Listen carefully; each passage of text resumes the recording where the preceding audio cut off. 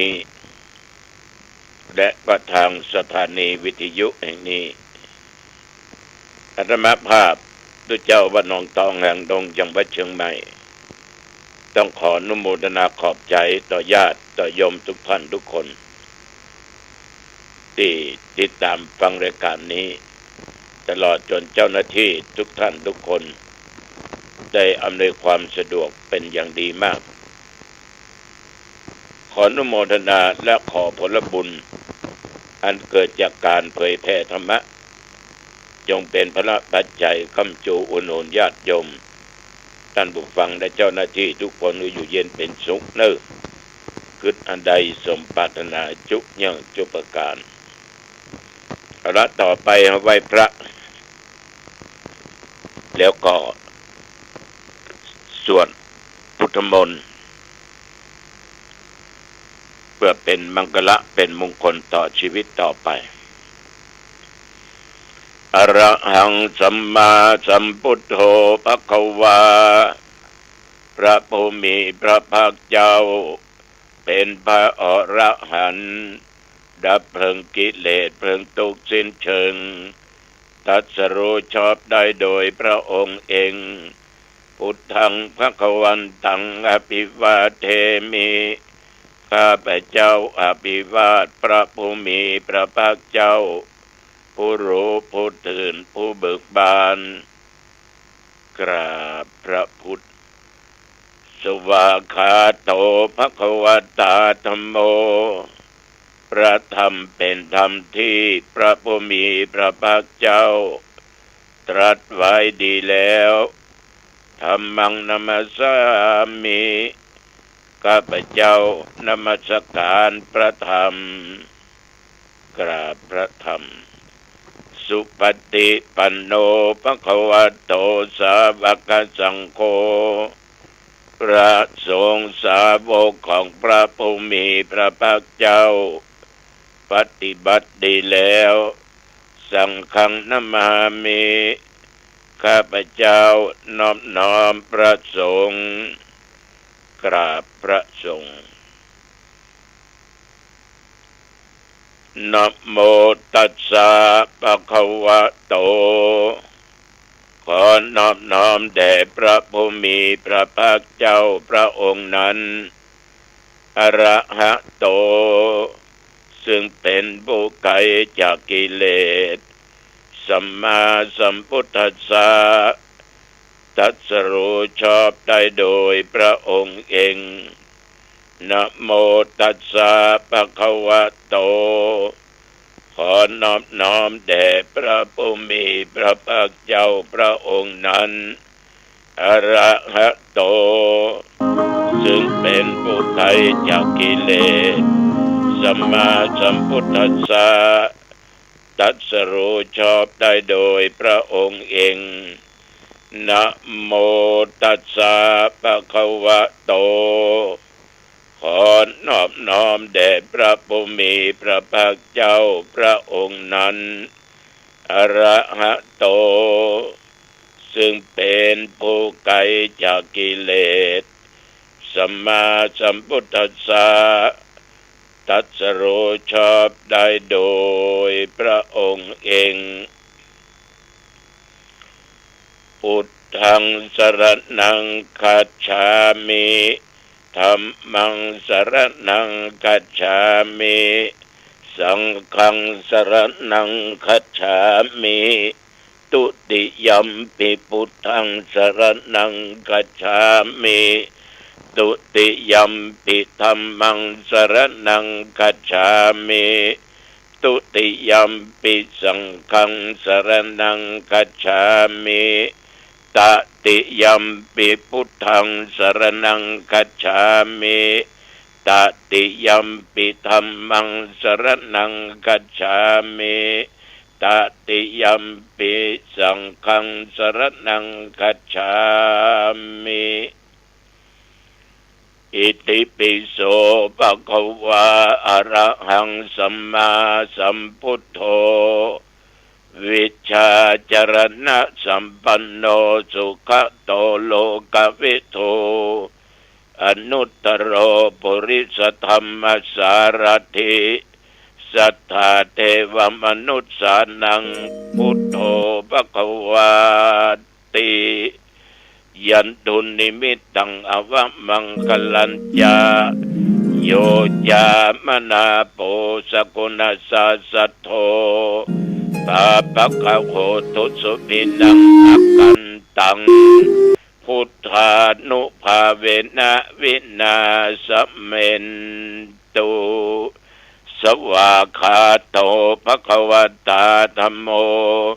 สันทิฏฐิโกอากาลิโกเอหิปัสสิโกโอปัญญิโกปัจจัตตังเวทิตโพวินยูอิติยันตุนิมิตตังอวมังคลัญจาโยจัมนาปุสกุณาสัสสโธปาปะคะโหตุสุปินังอากันตังสังฆานุภาเวนะวินาสเมนตุสุปฏิปันโนภควโตสาวกสังโฆอุชุปฏิปันโนภควโตสาวกสังโฆญาญาปฏิปันโนภควโตสาวกสังโฆสามิจิปฏิปันโนภควโตสาวกสังโฆยะติทังจัตตาริปุริสยุคานิอัฏฐปุริสปุคลาเอสะภควโตสาวกสังโฆอาหุนายโยปาหุนายโยทักขินายโยอัญชลีกรณีโยอนุตตรังบุญญเกตังโลกัสสาติยันตุนิมิตตังอวมังคลัญจาโยจะมนาโปสกุณาสัสสโธ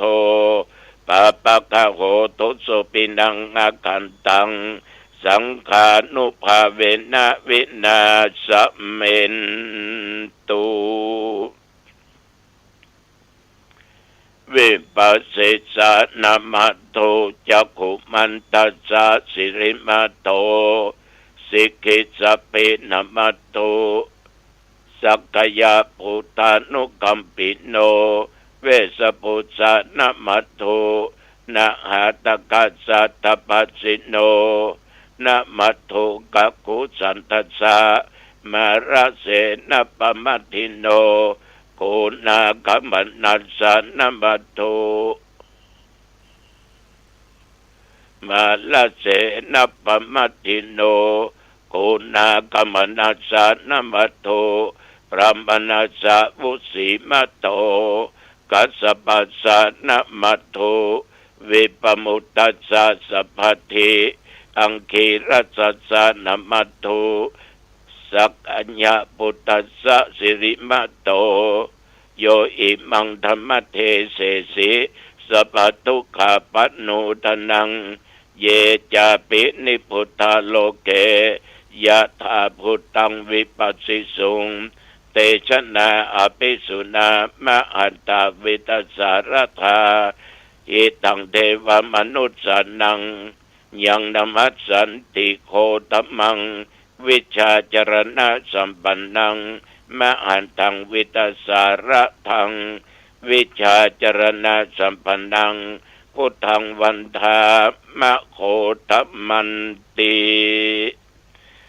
ยะโตหังภคินิอริยายาชาติยาชาโตนาภิชานามิสันจิจัปนังชีวิตตาวโรเปตาเตนะสัจเจนะโสติเตโอตุโสติขัพพสะโพชังโคสติสังคโตธัมมันังวิจโยตถาวิริยัมปิติปัสสติโพชังคาจัตถาปะเรสัมมาทุเปกะโพชังคาสัตเตเตสัพพทักษินามุนินาสัมมาตคาตาภาเวตาภาอุลิกตาสังวัตันติอภิญญาญาณิพพานายะจะโพธิยาเอเตนะสัจจะบะเชนะส ติเตโอตุสัพพทาเอกัสสมิงสมะเยนะโทโมคลานันจกัสสปังคิลเนตุคิเตตุคิเตติสวาโพชังเคสตะเทสญิเตจตังอภินันติตวาโรคามุจิงสุตังคะเนเอเตนะสัจจวัชเชนะโสติเตโหตุสัพพทาเอตถาธรรมราชาปิเกลันเยนะปิปิริโตจุนตเทเรนะตัญเยวะพนาเปตวานะสัตรังสัมโมติตวาจะอภัทธาธัมหาพุทธาธิสานะโสเอเตนะสัจจวัชเชนะโสติเตโหตุสัพพทาปะหินาเตจะอภัทธาตินนันนัมปิมะเหสินังมัคคะอัตตกิเลสาวะปัตตานุปติธรรมตัง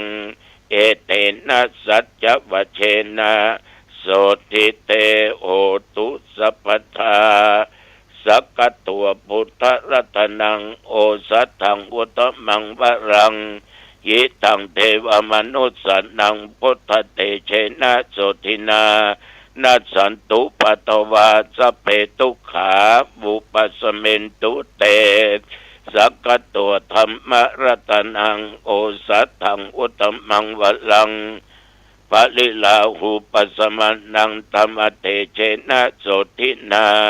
นัสสันตุปัตตวาสเปพยาบุปสเมนตุเตสักกตัวสังฆรัตนังโอสัตถังอุตมังวรังอาหุนยังปะหุนยังสังฆเตเชนะโสทินานัสสันตุปัตถวาสัพเพโรคาวุปัสเมนตุเตภวะตุสัพพมังคลังรักขันตุสัพพเทวตาสัพพพุทธานุภาเวนะสัทธาโสติภวันตุเตภวะตุสัพพมังคลังรักขันตุสัพพเทวตาสัพพธรรมานุภาเวนะสัทธาโสติภวันตุเตภวะตุสัพพมังคลังรักขันตุสัพพเทวตาสัพพสังฆานุภาเวนะสัทธาโสติภวันตุเต